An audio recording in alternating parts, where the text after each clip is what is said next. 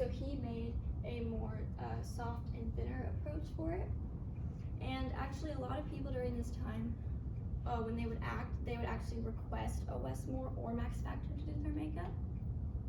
Now that we talked about the men of the beauty producers, we also obviously had the women.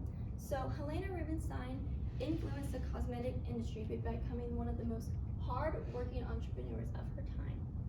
So the product that started her success was her face cream, Creme Velaz. So this idea for the cream actually came from her mother. While she was away in Australia, her mother sent her a face cream. She used it every day, made her skin flawless and smooth, and the Australian women wanted what she had. So she decided after she ran out of her mother's to make her own. So this really boomed for her.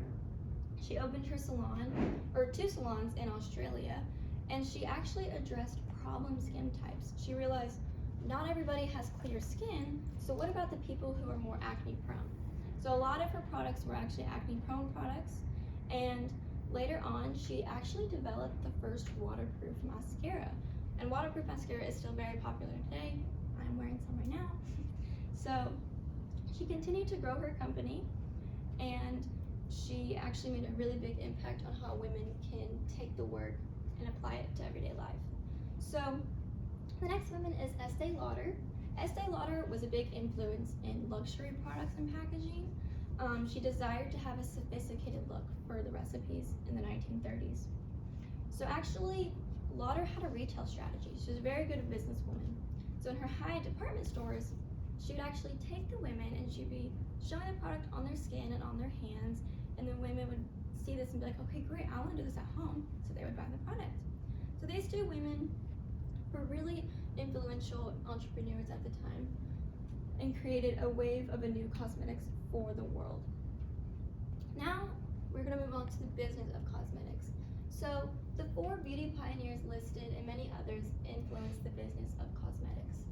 So brands started to come to light. And Chanel and Dior are actually 2 luxury brands that shaped makeup bag essentials. So what were the makeup bag essentials? They were lipstick, mascara, nail polish, and blush. So over the past 100 years, these makeup essentials were developed into the mainstream. So Chanel. Gabrielle Chanel created the first Rouge de Chanel lipstick in 1924, as you can see right here. So this was a pretty big deal. It came in an ivory case with a copper sliding mechanism. Chanel was also known for their nail polishes.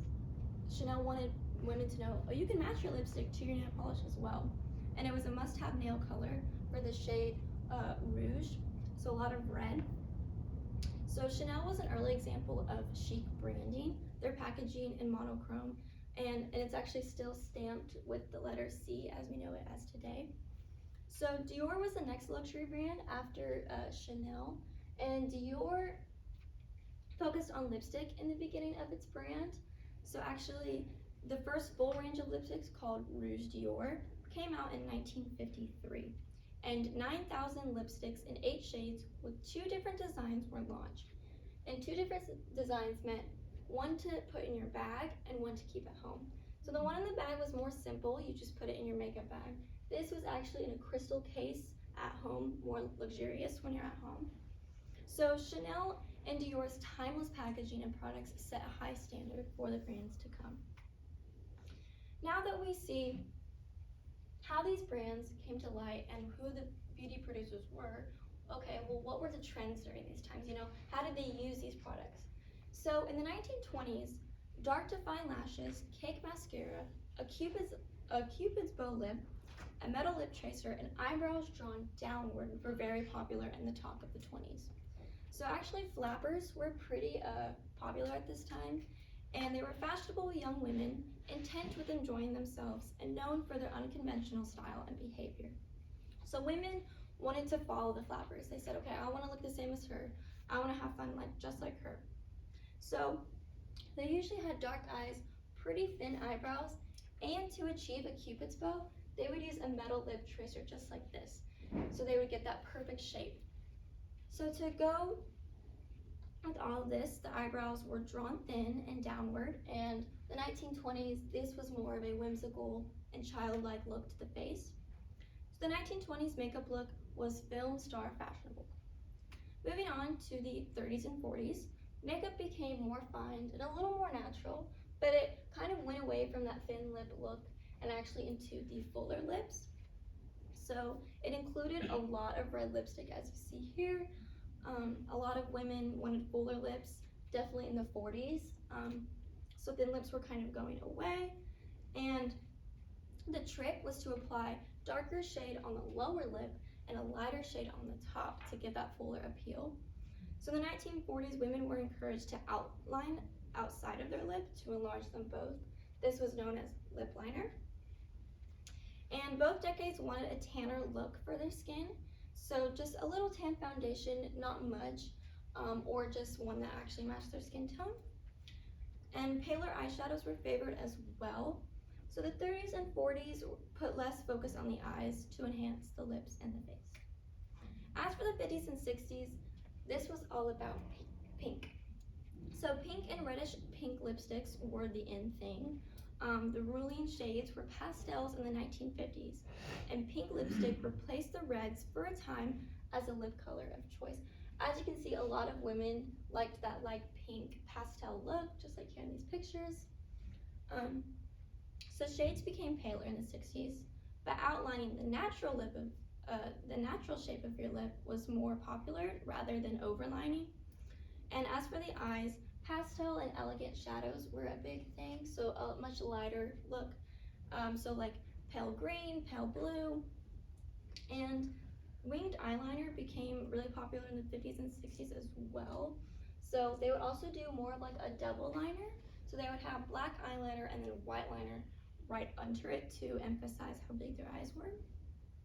So the 50s and 60s allowed for a more colorful yet playful look for the women. And as we move on to the 70s and 80s, this was bright colors. They started to tap into more of a, okay, I don't want to play it safe. I want to go more colorful. So they did. And usually they did mostly with the eyes and the cheeks. They still used a sheer foundation, but the eyes were also made up of natural false lashes or heavy pastel cream shadows, thick liner, and shimmer all over their eyelid. As you can see here, their eyes were either blue, purple, or green. So the 80s were similar in using bright colors and shimmers. However, women in the 80s were not seen without a bright color, as in like the 70s, it would be kind of every so often, but in the 80s, it was basically every day. They wanted to look bright. So they used bright pink, bright purple, and it did not matter the skin type, bright colors were the trend. Mascara was also applied to the bottom lashes, and this just created the eyes for a more bigger appeal. So blushy and natural eyebrows were also preferred, not so much the thin eyebrows. They wanted to actually just use their natural ones and lift it up with brow gel. Next, we're going to talk about the 1990s and early 2000s. So the 1990s and early 2000s brought a wave of matte skin, blue eyeshadow, shimmer, overlined lip, lip gloss, heavy pink blush, and frosted everything. So celebrities mostly focused on a matte base. As you can see here, a lot of them, it wasn't like a dewy look, mostly matte. And powder foundation was pretty popular as well. But over this, they applied a heavy pink blush. They wanted to emphasize their cheeks. And they also applied a lot of shimmer and light blue. They wanted that frosted look. So they wanted white and blue on their eyes, white and blue on their lips. So this was like a pearly shadow. And in the early 90s, the lips were burgundy and lined with a dark brown lip liner. And then starting with the 2000s, it was more pink, more glossy. So these iconic beauty looks define some of the most classic looks that are sought after today. So now we move on to today. And for today's time period of makeup, I'm actually going to have Lily come up. She is going to do her makeup in what I would consider a natural makeup look today.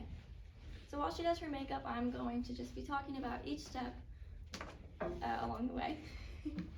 So natural makeup look is usually pretty dewy, pretty light. This shouldn't take too long. It's pretty, and it's just kind of an everyday look. So to start off with a dewy base, she's going to take the Too Faced Hangover Finer It gives a more luminous appeal under the skin. Unlike the 1990s and 2000s where it was more matte, we now want that natural glow back. So she's going to apply it all over her face. And then people usually take sheer foundation or just start off straight with concealer. Now concealer is used for the under eyes, usually for the under eye bags. Some people tend to have darker under eyes or any acne prone skin that you have or pimples that you wish to cover up. So as she takes the concealer, she's just putting it all over the heightened points of her face. The eyebrow, the creases of the nose, under the eye, the chin, and right on the nose. So now she's gonna take a beauty blender. Beauty blenders are actually pretty popular now today. They typically help just blend in the face. And before you use a beauty blender, most people like to soak it in water because it just helps grasp the makeup better. So she's just gonna blend it everywhere that she allowed her concealer to go. And the tip of the beauty blender is curved inwards for the eye area. So you can get in between the creases, and the back of the beauty blender, if you choose to put on a foundation, is used to blend in the foundation over the whole face. And she also put concealer, I believe, on her eyelids. And this is for a base if you wanted to eyeshadow. So now that everything's blended, she's going to set this with a finishing powder. And a matte finishing powder, we obviously want a dewy look, but we don't want it to look over dewy. We don't want it to look too bright. So either you can take a loose powder, which is typically what's called baking. Now, baking is very different from what Lily's doing here. This is a lighter form of a powder, and it's pressed. So she's just taking it everywhere she put the concealer. And after this, we want to give some color to the face. We want to give a light glow. So she's going to take bronzer. This is the Butter Bronzer, and this just adds some color back into the face. And when contouring, you can either use a cream contour or like Lily, she's using a powder. So she's going to do a 3 shape. So she's going to have bronzer on her forehead. She's going to take it down to her cheekbones and then skip this part of the face and go straight to her jawline. Now this really emphasizes her bone structure. She's also going to put bronzer on her neck because typically when you do makeup, you want your makeup to kind of be the same as your neck. You don't want 2 different skin colors, or else that would look kind of wonky. Now, for a more rouge, as I like to call it, or blush, she's going to take a cream blush, or you can use a powder blush. Either one works. And more for a sun-kissed glow, or like you're out in summer and you're tan, she's just going to apply it on her high cheekbones, a little on the nose to give that I just got out of the sun, I'm a little sun-kissed look. So you can either apply it with your fingers. Fingers are a more natural look, or beauty blender to really get it all blended. And then she's going to use a brush to actually put it on the nose and the cheeks, just so it can look like we're in summer, even though it's only January, so it's okay. So right after she's done with her base, she's going to take setting spray. Now setting spray is very important to makeup. Usually it's used at the very end when you're done with the makeup, but I like to use setting spray right after I used my base because this grasps the highlighter into place, which I will get into next. So setting spray just sets everything into place just like the word says. So now we're going to take highlighter, and highlighter is actually pretty popular. It used to be a lot more dramatized earlier, back a couple years ago, but now it's starting to have a lighter, more natural look. And as you can see, she's going to use a James Charles palette. And this was actually one of the social media influencers today, and he came out with his own palette, which I have here, and I actually bought it. So James Charles is a 22-year-old YouTuber, makeup artist, and American model.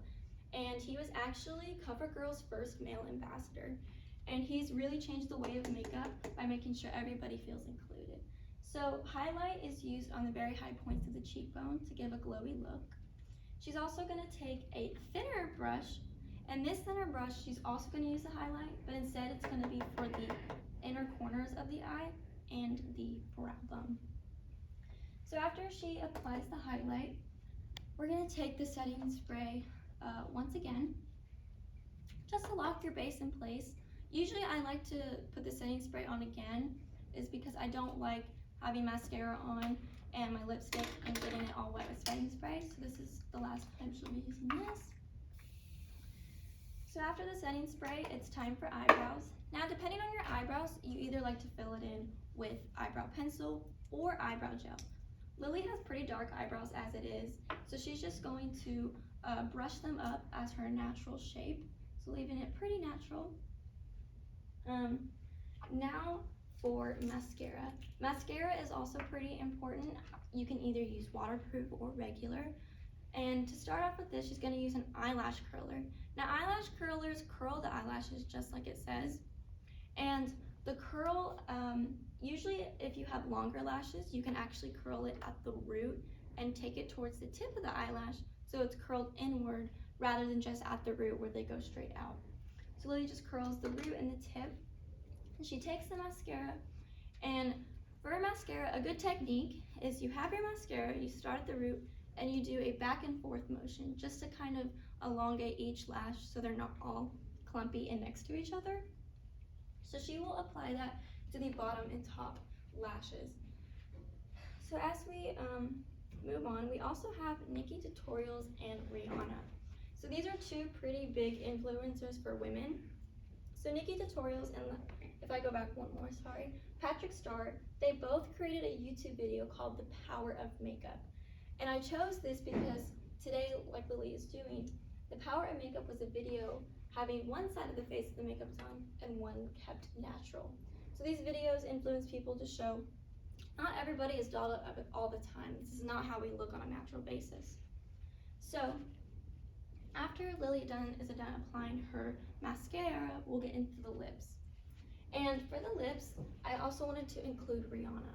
Now, Rihanna is super big in the fashion world. She actually has influenced a lot of brands to for their shade ranges in foundation. So she started off with 40 foundation colors, and now she actually has 50. But she's also super popular for her lip gloss. So first, Lily is just gonna take the e.l.f. lipstick for a hint of natural color to her lips. And e.l.f. is also a pretty popular brand nowadays. It's actually pretty inexpensive, but it has good products. And Rihanna came out with the Fenty lip glosses. I personally love each one of them. And she's going to take the clear gloss. And her lip glosses are pretty easy to use. They're not sticky, but they're shiny and they're smooth. So Fenty Beauty, her makeup line is known for its diversity. And each one of these influencers has shaped what makeup actually looks like today. So as you can see, Lily is now done with her natural makeup, and you can do this however you would like, or you can add more eyeshadow, more lipstick, whatever you prefer.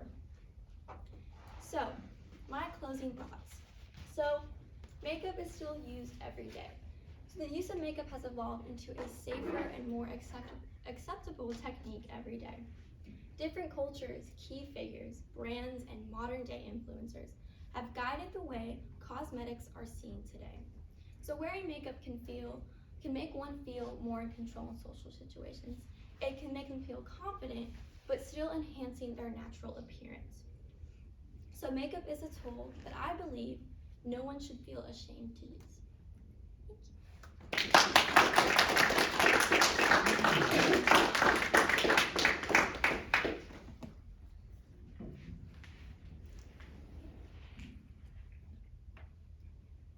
Any questions? Carly?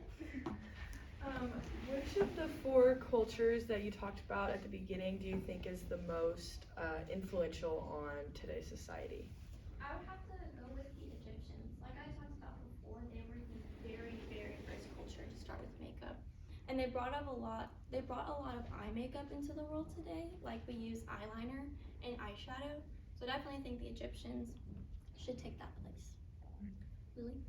If you were to give the people in the room that wear makeup one tip, what would it be? One tip I would say is less is always more. I believe that even if you want a more bold makeup look, you don't have to use a lot of the products, and actually less is more saves you some money for your products, especially if you tend to buy higher end products. So using less of it just keeps it longer lasting. Any other questions? Oh, yes, Ms. Hope. I have a couple of questions. So, with the Europeans, you were describing how they use the powder to turn their face white, but that it was also heavily criticized. So you talked about them doing like their no makeup look. How do you do that with, you know, this finely ground powder and these super rich rouges? How would they do that? So they would actually just use less of the product. They wouldn't typically, if they wanted a no makeup look, they would just use less of it. Not so much, okay, let's pack it on, let's make it bright, considering how unacceptable it was. And if men would look at them and say, okay, there's not a lot on, that's good. So I would say that. I do have another question. I have a couple of questions. So also, throughout this presentation, you've spoken on women's makeup use. Why do you think that even though women seem to be the main consumer of makeup, that the businesses all seem to be owned by men? So the Max Factor, West Berlin, Chanel, Dior, they're all companies owned and ran by men, even to this day. Right. So why do you think that is? So I think it's honestly because men, they saw it as a entrepreneur opportunity. They saw that, especially like Max Factor and the Westmores, they were interested in film, but they wanted women to look even better. They saw that they didn't have a lot of people surrounding them, so they were wanting to have the makeup look more dramatized. So they wanted to create their own brands so that women could have a better opportunity to even use makeup and promote it themselves. Okay. Last question. So you made a correlation between essentially the elites or wealthy people, and those were the people who use makeup. Do you think that's why there was not a lot of variety in makeup? So like you spoke about Fenty being the company that increased the colors of foundations. Do you think because wealthy people use makeup that's why a lot of makeup companies didn't extend their color range? That could be one of the reasons. Also, I think a lot of it comes with the general science of makeup. It might be a lot harder to create different shades. And honestly, some makeup companies might even just have the term I don't want to because their makeup brand is already doing so well without it. So for shade ranges, yes, but it also could just be it's harder and they don't have what they need to actually make the ranges. But now because of Rihanna, like I said, she has actually influenced many brands to come out with more shade ranges because it reaches more people, more skin types. So it's bigger business, it's bigger money as well. I do have one last question. I'm sorry. So, do you think that using makeup is still criticized today? Yes, I do, unfortunately. Even though it's more accepted today, it's still seen as, well, why can't you just wear your natural face? Like, what's wrong with the way you are? And I see it as unacceptable because, well, I see it as unacceptable, but some people could see it as unacceptable is because, well, why do you even want to do that? It's like, you're putting way too much on, you look overdone, there's just no point, so yes. Thank you. Okay, Olivia, I've got a question. You at the beginning of the presentation, you showed the negative effects of some of the ingredients. Yeah. And we're much more aware of the fact that there are negative effects out there. Are there any ingredients that we know are not necessarily real good for us, but we're using the products anyway? Yes, I believe, like I mentioned, lead. Lead is actually still in a lot of eyeliner pencils and some of the more eye products. Obviously, it's not as bad as it was back then, but it is still in some of the products. And a lot of, I think, brands are trying to stray away from it because they're realizing, okay, this isn't good on the skin. But it is used because it gives a more, what's the word, like a brighter or more pigmented look if they use lead. So yes, I do believe some are still used. Caitlin?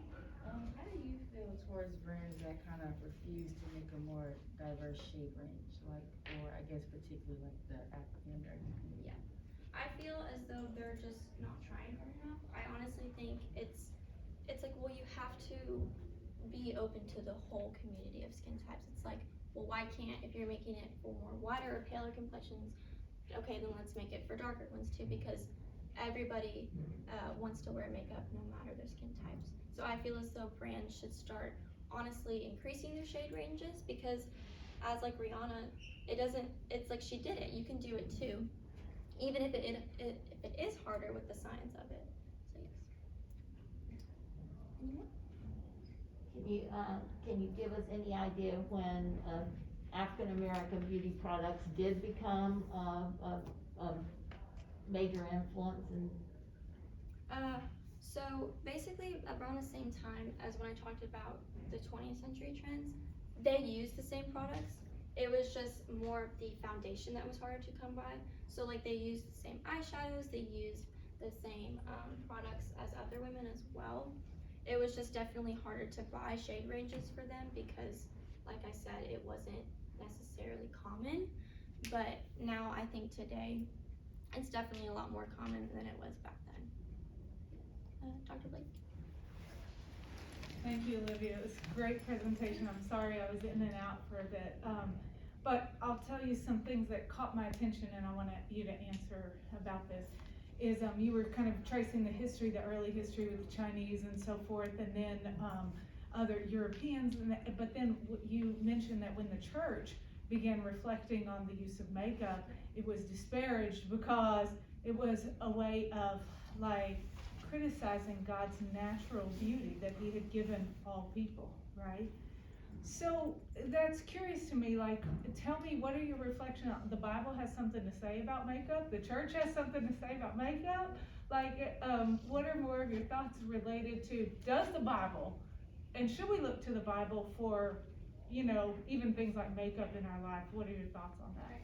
I think today, I think the church is way more accepting of makeup. Obviously, I don't see a lot of criticism towards it, but when I talked about it back then, it was because mostly they thought women just didn't like what God created. However, their argument was, okay, well, say like today, you can work out, you can change your body type, you want to get healthier. What's the difference by just putting a couple products on your face? What's the difference of wanting to feel confident in what God made you? So it's more of, okay, yes, God made me beautiful the way I am, but why can't I enhance that beauty? Why can't I put some extra products on just to feel more confident in myself? So that's what I was. That's beautiful. I'm gonna pull a Miss Pelton, just a little follow-up, which you do or don't have to answer, but you can mull on. I think you're exactly right. We enhance things all the time, and God affirmed even at the creation, he said, here's this place, now garden it, tend it. Garden implies altering in some way, right? Like pulling out the weeds, enhancing it, improving it, right? So beautification of things is not anti-Christian or anti-God. So the question becomes, is there a line, morally, religiously, whatever, in augmentation? How much can you or should you change? Is there, you know, because that piercings, enhancements, surgical thing, like makeup changes us. What else? And is there a line that we cross that it does become antithetical to what God intends for us? Any reflections on that you can offer, or you can mull over it with your friends later. Well, I'm not exactly sure how far the line would be. Honestly, to give you an exact answer, I would go to the Bible to see what it says, not exactly just come up with it right now. So I'm not exactly sure what the line would be, but as of right now, I think God made us beautiful the way we are, even if you want to put some makeup on. That's a great answer. I have a question. You know, enhancing, caring about how you present to other people is both masculine and feminine. What about makeup for men? Right.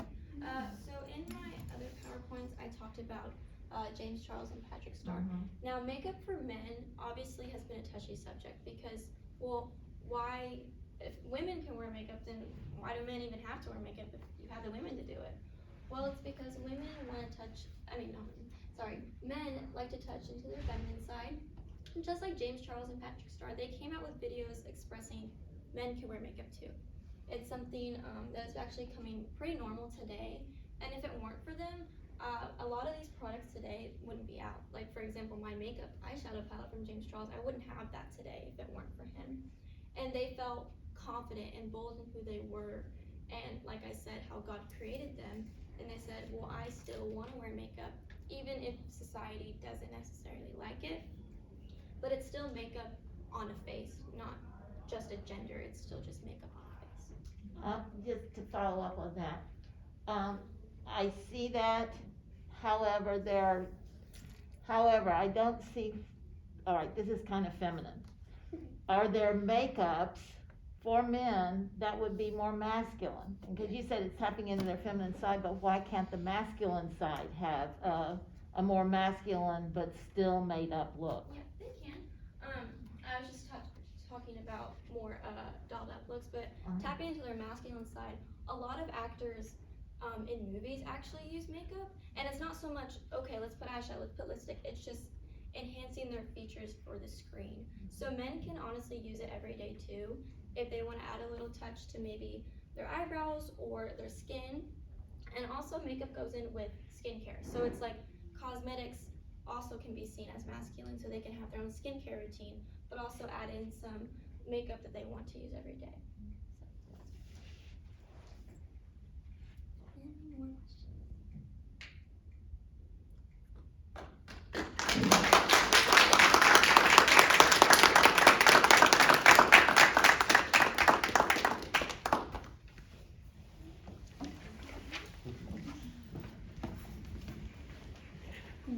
Any more questions?